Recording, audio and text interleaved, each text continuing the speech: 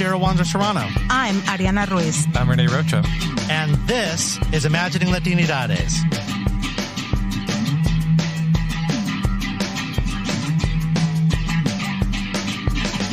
Thank you so much for joining us today.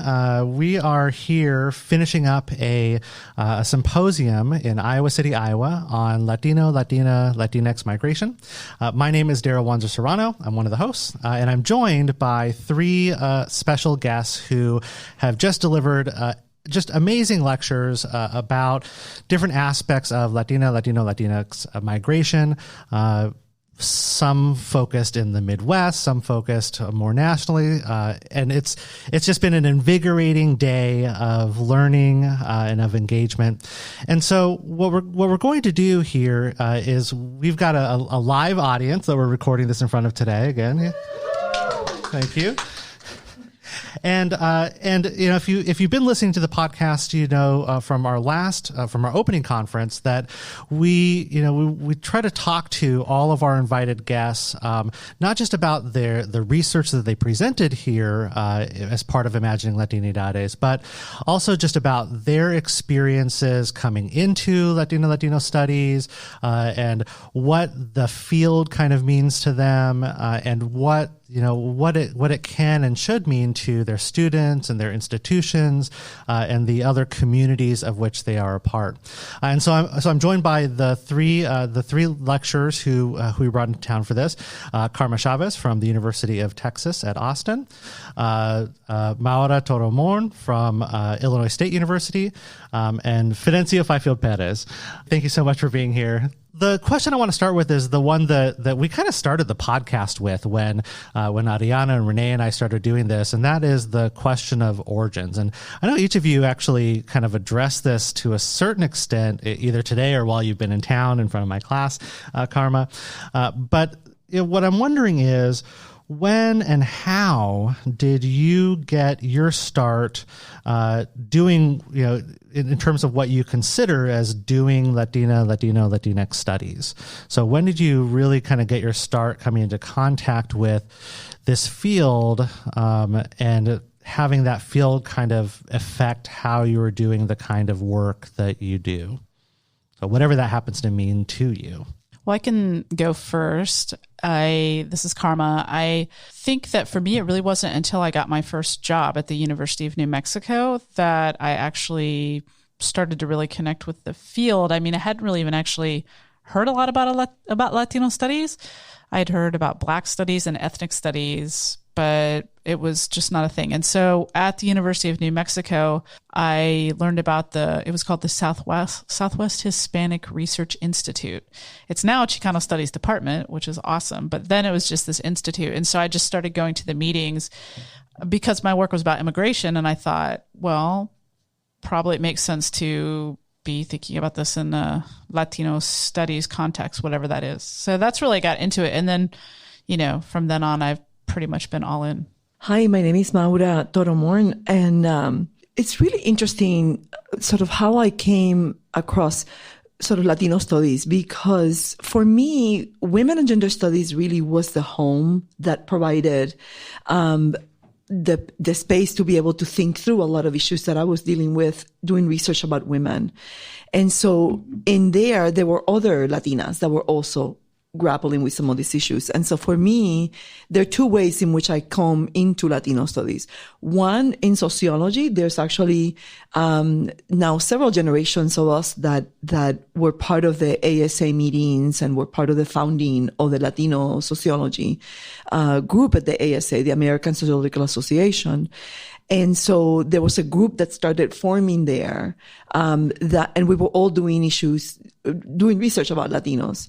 But the topic itself and the larger body of work didn't really materialize for me until I came across the journal, the Latino Studies Journal, as a space where I saw the work. There were other journals, to be sure, Aztlán, Centro, but there were journals that tended to be more ethno-racial, right, in terms of but the Latino Studies Journal, I think, was an important space for me to be able to visualize that body of work, to find that body of work, and then to try to then sort of articulate and bring that to Illinois State University and sort of craft a home for myself at ISU. Hi, this is Fidencio, and I am the odd person out, I think, because formally I've never been in an institution that formally had a space like this.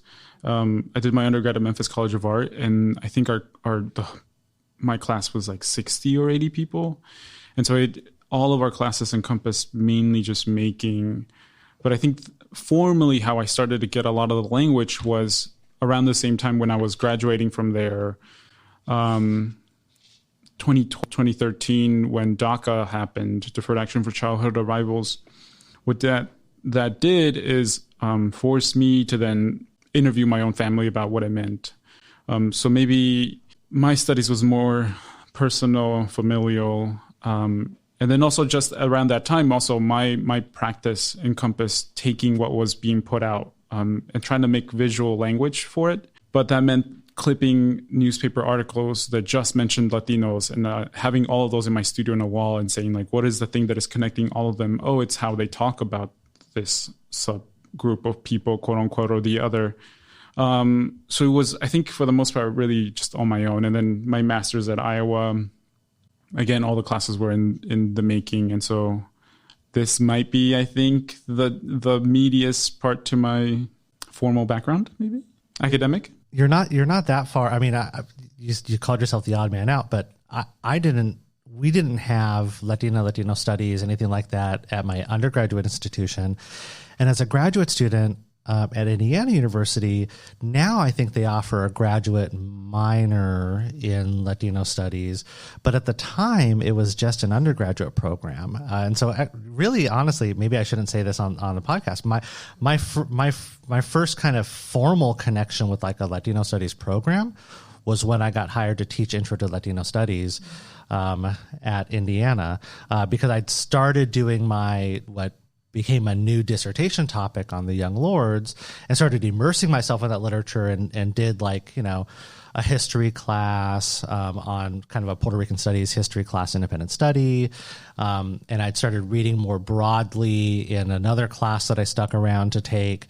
But yeah, it was really partly the learning through preparing to teach the course, because there weren't really many other people around to teach that course either at that time. But yeah, I think that's something that actually, I was not educated here in the United States. My undergraduate experience was actually in Puerto Rico.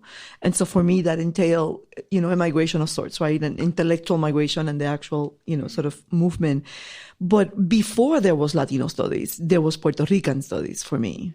And so Puerto Rican studies becomes kind of a space, an intellectual space that allows me to find other people that are doing research about, Puerto Rican issues. Mm-hmm. And so, that for me, and it actually, I remember, because there were several of us that were doing research about Puerto Rican Chicago, colleagues whose name you will recognize in the literature, Marisa Licea, Nilda Flores, Gina Perez, who's been part of the program.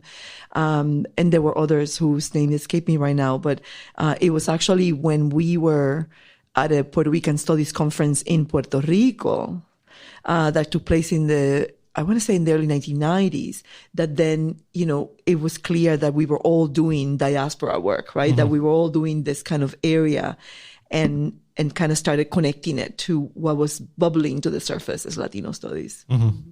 Yeah, I think in art also, the waves are changing now, but identity politics was almost frowned upon also a couple of years ago to quote unquote be making work about yourself in the visual. Somehow, again, that seems to be the area where art for art's sake gets the ultimate privilege to just not actually have context with the rest of the world, that somehow you can go to a wall and not take into consideration like who works there, the text, all that's supposed to be just like take it for granted. You're not supposed to analyze it. And yeah, maybe because I didn't see myself in so many of those spaces, I was forced to analyze everything. And maybe I think that ability to just analyze and be critical and petty and judgy really is how then in my own work, I guess, maybe now gets created something visually. Maybe I wasn't seeing it, but clearly there were also people in the Bay Area, Julio Salgado and that group, making incredible work. So, I mean, given our kind of varied and also similar experiences, right, coming into contact with Latino studies, and doing this work and not being exposed to it as part of our undergraduate education, there's a couple of things that I'm wondering. The first is about your scholarship and creative activity.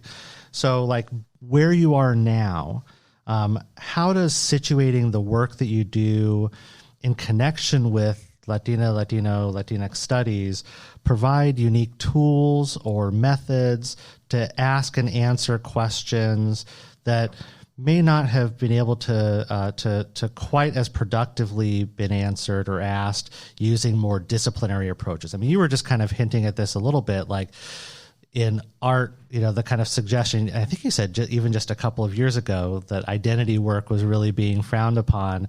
So, like, give it a kind of finer edge of like what being able to tap into identity does to kind of transform the work that you do and the kind of like world of the work that you do, that not doing that doesn't allow you to do. Does that make sense? For the most part, I think I'm getting it, but you were talking about this in your talk, really, but I think. Oh my God, it seems like forever ago.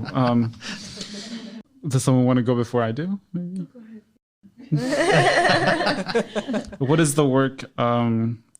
Could you rephrase that? Yeah. I mean, I think so. Thinking specifically about you were saying that really. I'm guessing you were referring to when you said a couple of years ago, maybe when you were finishing up your MFA, how in the field focusing on kind of identity and kind of the identity politics work, right, was being frowned upon, and that giving up, kind of like detaching from that, right, and tapping into Latinidades in some way gave your work new direction and new life, right? And I think that that's probably the case for, not just for your creative work, but for the other scholarly work that the panelists do, that doing work in contact with Latino studies provides a different set of perspectives and different sets of tools that allow us to even ask questions or approach the work that we're doing in ways that are different than if we were stuck within our kind of disciplinary silos, right? And so I'm wondering, like, what it is that Latino studies offers that helps you to be able to approach even the asking of questions or starting a project or the direction a project takes, that you wouldn't be able to do if you were, solely kind of like in that disciplinary zone. Do you want me to go first? Yeah. I have an answer to this. So this is Karma. I was thinking about when I got to the University of Wisconsin in 2010, and I was leaving New Mexico, which was a very Latinx space, and going to Madison. And I was slightly terrified. And they have a very small Chicano Latino studies program there. And so immediately that was where I went. And that was my survival the whole time I was there. And there it wasn't so much an intellectual thing as a political and kind of spiritual thing, right? And when I got to Texas, which is where I'm doing Latinx studies full time, I'm now the chair of the department, but I didn't arrive to do such things. I was pretty intimidated because I thought, gosh, my work is really quite disciplinary in a way. I'm trained in rhetoric like you are, Darrel. And I was like, all right, I'm just going to kind of do this thing. And what I learned was, I remember the first time I gave a paper to my colleagues. And so I have colleagues from, English departments, from Spanish and Portuguese departments, from history departments, like people trained in all these disciplines. And the feedback I got, I was like, oh, now I'm getting it. Because all of the sudden, my world just opened up in relation to my project. I was unbounded in a way that I hadn't been before, because I'd always felt so restricted in a way. And, it's like you and I, Darrel, in the room together, we make up like 50% of Latinos in rhetoric in our field. So, all of a sudden I had this opening. And that is the gift of Latino studies, is the opening to be, frankly, as promiscuous as you would like to be, topically, methodologically, and theoretically? Yeah, I actually have to go back to Puerto Rican studies as a space to do that because, and to sociology, and sort of kind of juxtapose those two, because when I came into sociology, and I'm afraid I'm probably the oldest in the panel, so I'm going to kind of age myself here a little bit. When I came into sociology, one, there were very few studies about Puerto Ricans, and some of the work that had been done, I mean, it had just been decades since it had been done. And I mean, I could go on forever problematizing that early work. And so I kind of charged myself to kind of bring Puerto Ricans, to make them central in the study of sociology. Because I just could not fathom that is a science that aimed to study society had already all of these omissions and all of these invisibilities, right? And even theoretically, right? But then the problem that I found then in Puerto Rican studies is that women were nowhere to be found. So there were all of these exclusions, right, as you're crossing all of these borders, where then I found this amazing body of literature about Puerto Ricans, including some books that have been written about Puerto Ricans in Chicago. And the question was, where are the women? Where are the women's stories, right? And we're doing all of this invisible work and it doesn't get counted. And in fact, so for me, then it became this kind of twofold kind of project of kind of adding more challenges to sociology to include more of the material that is being produced by some of my colleagues who are also Puerto Rican, but also challenging the gender biases within the Puerto Rican migration and the Puerto Rican studies literature. And so those are sort of the kind of an intersection that for me fueled a lot of my work. And even I think in Latino studies, I think you could still see that there are exclusions, there are silences. And I think that there are areas that we can continue to press our colleagues to do more work and be innovative, right? And I think the fact that we have these new technologies and that oral histories, testimonials, and the self has become, kind of a space from which you can theorize autoethnographic work, I think would be something that sociologists were kind of at the foreground, at the forefront of these kind of ethnographic work and turning the ethnographic lens inward. And so I would encourage my students to follow that, right? I every time I run into a student, it's like, your story is important to tell because it's another dot in that amazing map that constitutes, Latinos in the Midwest or Latinos in Bloomington, or kind of a long answer, sorry. No, I like that. Yeah, I'm trying to think about, for me, I think I'm still trying to grapple or accept the fact that like what I do is Latinx studies, because I think in art, we just don't see that. It's not given that. But turning inward and saying your voice matters, and then also using that as proof doesn't seem to be the right word, but trying to make art spaces just really full of the people that are affected by issues. Yeah, no, I'm going to have to sit with your answer, I think, for a while. But why art? But why do you think art is so sort of resisting, right? These new narratives. Why? I mean, oh my gosh. Well, art in itself, I mean, it's used as a way to funnel money or like talk about larger things. But there's many parts of art. But I think what it does perfectly is allows people and gives them the tool also to analyze images, how a lot of that data then becomes proof to then further stereotypes. And I like to think that art just is like, that's my role anyways, is trying to give students the confidence to chip away at visually and also articulate and synthesize ethics into an image, break down an image, break up an ad and say like, these are why it's problematic or why it's tone deaf. I might be ranting, I think. But, I like it. So, all of us are, tenure track professors at research intensive universities. And my question is kind of turning this back to what, not just away from what Latino studies offers, the work that we do, the scholarship and creative work that we do, but then what it offers the university. So like, what difference does it make actually or possibly, right, to have Latino studies available to undergraduate students, to higher education institutions, and to broader communities, to communities outside of those institutional contexts? This is Karma again. I guess I will jump in first to say I think about this a lot as a department chair. And for me, well, so first of all, we don't exist without our communities. And so without students in whatever era, but at my institution in the 1960s, fighting without having support from adults, without a few radical administrators, professors, etc., an entire community, the institution doesn't have space for Latino studies. And so Latino studies is always accountable to the community. We should always be a resource to the community. Beyond that, within the institution itself, I say this to administrators constantly. If you think you want diversity, excellence, inclusion, all these words they love, you must have robust Latino studies. You must have robust Black studies, gender and women studies, all the ethnic indigenous studies, because without those centers, you're not going to be able to draw people.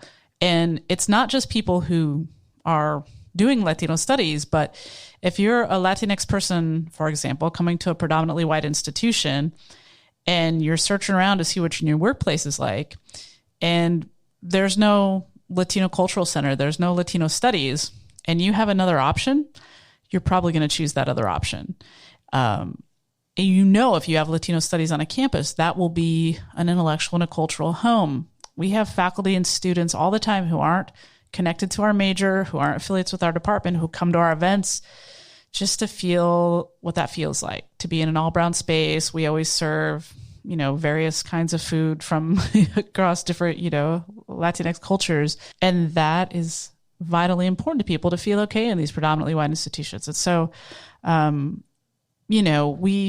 not to mention, of course, we critique the institution. I mean, our job is to be always antagonistic, I believe, always antagonistic to the institution, right? In the sense that we call out the institution's racism.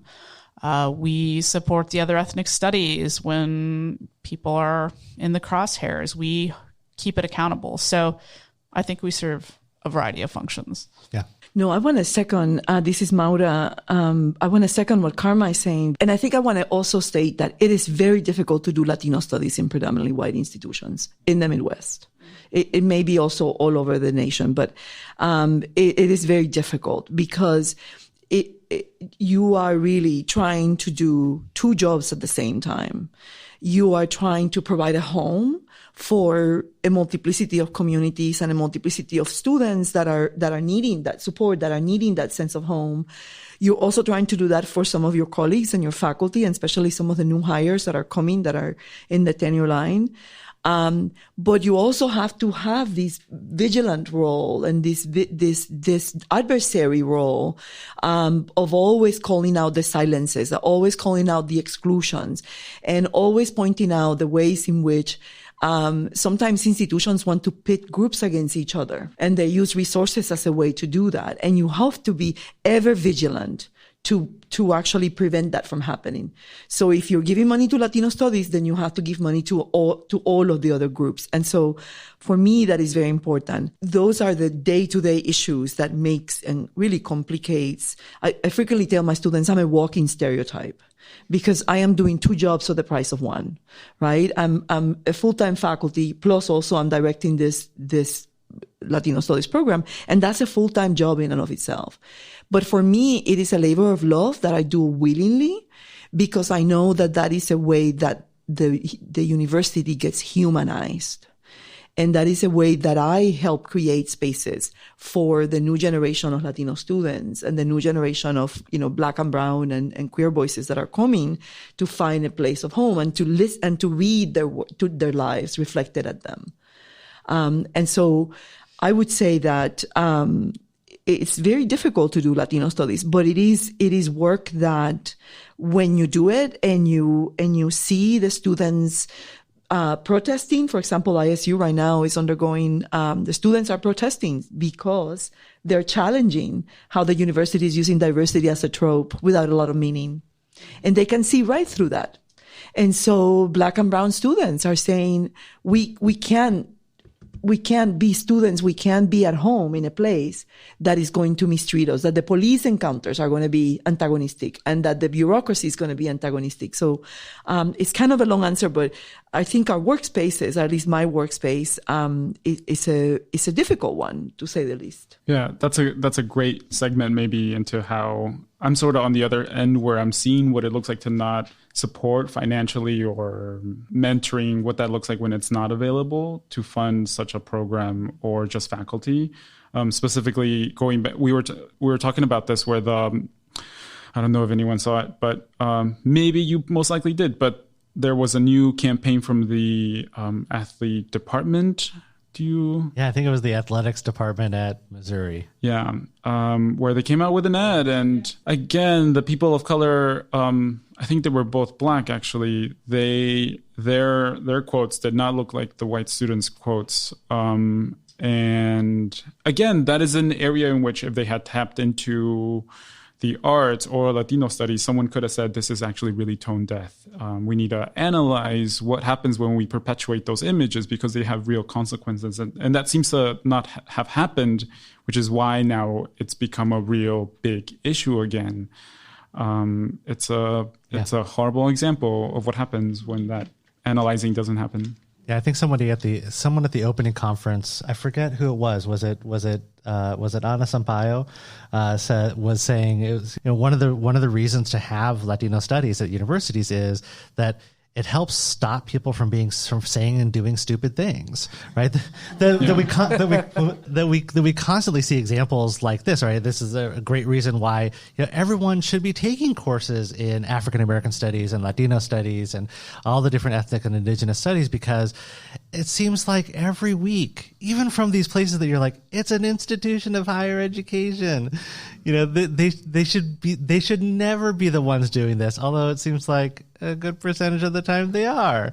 But yeah, I mean, we see these examples it seems like every week of some CEO saying something I'm sorry, it's dumb and mistaken, right? That with a little bit of education about this, you can kind of avoid saying something just awful. Or, it's Halloween season. Count how many times you see people in blackface and brownface and wearing, Native American headdresses and all that kind of stuff, over the next week. That should be reason enough, right? To give administrators pause and go, maybe this would be a good thing for our students. But it seems like both of you, Karma and Maura, have been directors. Data isn't always enough of the kind of proof for that support. Yeah, data is never enough when it supports the views of marginalized people on campus. Data only matters if it supports the status quo. Yeah, that's a very good. And what it is that, we're educators and we are in the business of education, but I think we all have to continuously work on some of these issues. And I think that, I sometimes am perplexed by people who in positions of power, still don't get it or still say the kinds of things that you might not think can come out of the mouth of a president or an administrator, right? That there isn't that. And that's why I think the programming that we do in addition to the courses, I think is important, because then it takes learning outside of the classroom, and Latino studies then plays an important role in educating the entire community of campus and the community at large. And so that for me is another reason why we need Latino studies. Yeah, and that actually gives me a perfect segue into my next question, which is building off of what I just asked you about the kind of like the connection between Latino studies and community and what Latino studies offers to communities, because I think this is, first of all, this is an important part of the root of Latino studies. Karma was mentioning Latino studies on college campuses and as a field being born out of that experience of community protest and social unrest, right? Creating these demands for these kinds of programs to start. But I want to flip it around and think about what it is that Latino studies offers back to those communities today. And so I like to anchor this in a conversation that I started having online with a PhD student at Union Theological Seminary, Jorge Rodriguez, who was one of the first to review my book, and he was all excited and started like direct messaging me on Twitter. We started having a really kind of in-depth conversation that's still ongoing, that we just had this again over the phone a few weeks ago, about how our work gets out into the communities that we come from and the communities that our work speaks to, and what it can mean to those communities. And so, going back to those early direct messages with Jorge, he was always pushing me to consider this question. I'm quoting now from Twitter. The question that he asked me was, can Tio, like in scare quotes, the imaginary Tio, right? Can Tio understand this? And for Jorge, this brings up kind of what he called broader questions of what it means to be a scholar of color in the academy. How do we write for the academy, and for Tio in a way that both can understand, right? So how do we do our scholarship in a way that is legible in the academy, right? How do you do your artwork in ways that are legible to the committees that are evaluating you, right? But at the same time, also hold ourselves accountable to the communities we come from. And I think at the end of the day, the communities for whom we imagine ourselves doing this work for. And so I'm wondering if you can talk a little bit about how the work that you're doing and the work that you discussed here today, contributes both to the kind of scholarly setting, but importantly to our kinfolk and communities outside of those scholarly spaces. I think each of you actually did this a little bit, at least, in your talks today. But if you could kind of talk through it a little bit, that'd be super helpful. I think I'm seeing the pitfalls of at Iowa. It was completely different, where I had the Center for Worker Justice that actually I felt like was as important as graduate school. And it was, for me, I was having conversations with both that were benefiting both. And I didn't realize that was such a privilege, now being on the other end in a space in which the state is actively fighting against having any type of community student locally to have people that look like me or have the same status or lack of. And so I think I'm seeing the ramifications of not having that almost like lens or like the family to look back and say, this is what I'm doing in academia and in my personal work. Maybe if that happens, there's not a lot of that conversation going on. And so I literally have to leave and go to Michigan or Chicago and find my art community that also is able to talk about politics. So maybe I'll hold off, but I could definitely talk about what happens when that is not there, that lens to then have a reflection of, or accountability with your community. I think that is not there for me. So I'm curious to hear the other two. Yeah, this is Karma again. I think for me, I'm really thinking about this all the time. I'm thinking about the venues I choose, being able to toggle back and forth between more popular writing and more academic writing, thinking about who I want to be in conversation with, whose voices I'm trying to lift up. Am I doing that right? Like I remember when my first book came out, and it's a book about queer immigration, and so I'm writing about people many whom I'm friends with or in conversation with, but many who I was not, some who I really agreed with, some who I really didn't. But I was like, I'm going to write about all of this anyway. And there's this friend of mine named Jose who's in Chicago, and he's someone who I write about in the book and whose work I just admire just so much. But I write about his work as an example of kind of a queer politics of immigration. And I'm doing that to suggest queerness as something that is and is not about sexuality. It's mostly about a particular kind of in-your-face politics. And he's like a straight dude. And I remember talking to him about, so how do you feel about the fact that I talk about you this way? And he was like, the first time I read it, I was like, that's kind of weird. He's like, but now I just think it's cool. And I was like, oh, thank God. But those are the kinds of conversations I think that for me, I'm trying to put myself in them regularly and always ready, like in kind of brace position for the times when someone's like, actually, that wasn't cool, or please don't write about me and don't write about me in that way. Or, and I don't always do that. I'm not always in conversation with everybody I'm writing about. Right. I often am, but I don't know. I think if you're doing politically engaged work, this is constantly a question about what should that relationship be? And I don't really have an answer. And I don't think I stick with the same answer all the time.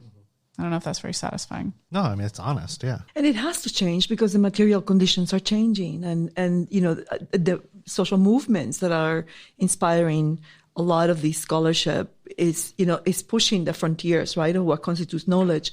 And I think that for me, this is a really good segue to even the notion of Latinidades and understanding Latinidades, right? I can say that when I think about the origin of my work, because I was very purposeful about inserting Puerto Rican women into a lot of these conversations. Latinas in general, Puerto Rican, Mexican women, and other Central American women are vilified, and have been vilified. Puerto Rican women, all the way to the Reagan era, welfare queens and all of that language that just vilified us in a public sphere. And so part of my scholarship set out to humanize the experiences of Puerto Rican women, even when they themselves did not come very compellingly on the page, right? With the complexities of what it really means, that you have to tell the story of somebody who's not making the best decisions for his or her family, or it's not the saint versus, the victim, right? Is to really tell the complexities and show, what colonialism has done to your people and how it has pushed people out and how it has constructed, it has erased us from the map, right? If going back to your comment about maps. And so in doing that, and understanding then the amazing political connections that have existed between Mexicanos and Puerto Ricanos in Chicago, and how that solidarity has pushed so many political issues in Chicago.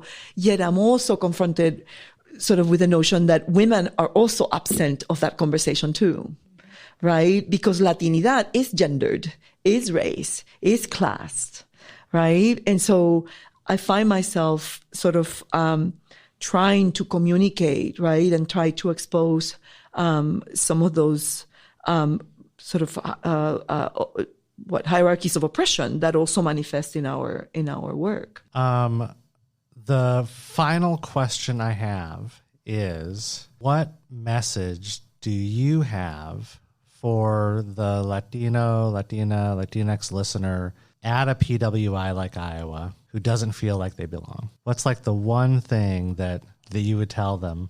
It can be more than one thing. You can give it a laundry list. Karma's like ready to go. Well, yeah, I mean, because I would start by being cynical and say, you're right, you don't belong, because this place is a racist shithole. And so it's not for you. And thank God you don't belong here. But you know what? Fight like hell to make space for you here, because this place should give you what you need and you should take everything you need from it. And if you don't find the resources here, there's people at other institutions. Like, you can always find what you need, and don't be afraid to ask, because it's yours to take. I wish that I had found something like this. I mean, I was so grateful that the center was here. To someone actually just confirm that this place was racist, because whenever someone would yell at me or call me names on the bus or walking home, and I would tell anyone, they would all say, but we legalized gay marriage in 2009, verbatim. And so again, for someone to just say like, you're not going crazy. If you're not finding your people, you, again, find your own people outside of academia. That's what it looked like for me. And then maybe in other departments, I think what incredible how much time I would have saved if I had met someone in other departments that knew the language to what I was sort of by myself finding out visually in my studio, and run out of that place that is making you feel that and just find your people. You have allies in Latino studies, in African American studies, in LGBTQ queer studies. Find them and help them and ask them to help you change this space. You have stories to tell. The future of Latino studies, the future of social sciences lies in the histories that have yet to be written. And your story is as valid as anybody else's. So find yourself some allies, arm yourself with the language that we need to use in some of these circles. Bring your language, bring your experiences to bear in the classroom, and never be ashamed to share them, and start from that epistemological point of view. I think we need to validate that the fact that the Black and brown and queer epistemological point of view is an important one that needs to be validated, that needs to be told. And so I would say, yeah. And if the university doesn't provide it, come up with your own community organizations and community groups to do it. Come up with your own press. Come up with your own books and write them. Because I think I'm kind of old school, so I want to see books written about a lot of these issues. And so I would encourage. In fact, that's what I tell my students, that I have been most challenged and most affirmed when I quiet my own desire to kind of help them understand all of this amazing literature and share with them that literature, and I start listening to their stories and their language and the perspectives that they bring to the classroom. You know, I remember some of the one student from Chicago. I had never included music in my classes because I tended to be, kind of really mainstream. And all of a sudden it's like, Profe, you have to listen to this music and what these people are saying. And there were some obscure artists, and later on it became kind of reggaeton, Calle 13 and all of that. And all of a sudden it's like, I'm teaching about that stuff in my class because that's what the students want to hear. So I think that we need to push the institutions to really open those spaces, but I think we also need to continue to stay open to all of the new perspectives that they're bringing, and their stories and their language and their amazing stories. Great. Oh, just a little. This does not have to go on the radio, but I was like, in my mind, I was like, I bet it's Calle 13. But because for me, they were also bridging that, like the art, but also bringing the politics, which I think I hadn't seen a lot in my generation when it was happening. And I remember tapping into that and being like, oh, they're thinking the same. The product is music, obviously, but for me, it was visual, but sort of just made the connection. I was like, I bet it's Calle 13. I can tell you, I was in a Latino studies class, and a student, Puerto Riqueña, says to me, Profe, you need to listen to Querido FBI, which is one of the songs that it just kind of catapulted them, from and it was like, wow, was I living in a bubble? And then from there on, the Latinidad, the Latino and Sin Mapas and, all of this work. And so now I use Calle 13 as a way to engage issues of masculinity, as a way of deconstructing, the masculinity of reggaeton, that there's some colleagues that have written about that. Yeah. Oh, have you seen the recent-ish Bad Bunny video? I'm blanking on the name of the song. Someone from the audience. Oh. Begins with a C, I think. No. Bad Bunny and Calle 13 and René. No. Although that work has been really interesting too. But no, it's on his kind of his solo album. Oh gosh. But thinking about gender and the video kind of works around gender nonconformity and visualize it, and really it's an amazing video. I'm kind of catching up with Bad Bunny, so I'll pull it up on YouTube here after we're done. Thank you so much for joining us for all of the programming. A round of applause for our guest, please. We'd love to hear your thoughts about the podcast, about any of the programming we're doing on Twitter. We're at Imagining Lat for the podcast. Also, feel free to shoot us an email at podcast@imagininglatinidades.com. Additionally, please share this podcast with friends, and my begging, please give us 5 stars on Apple Podcasts or wherever you happen to listen to your podcast. Rate us highly. Please don't rate us poorly. But those good ratings and reviews help to expose us to more people and give us a fighting chance of making it onto curated lists and stuff, which helps us to grow our audience. All that said, thank you for listening. Please check the show notes for any links and resources that we talked about. And that is it.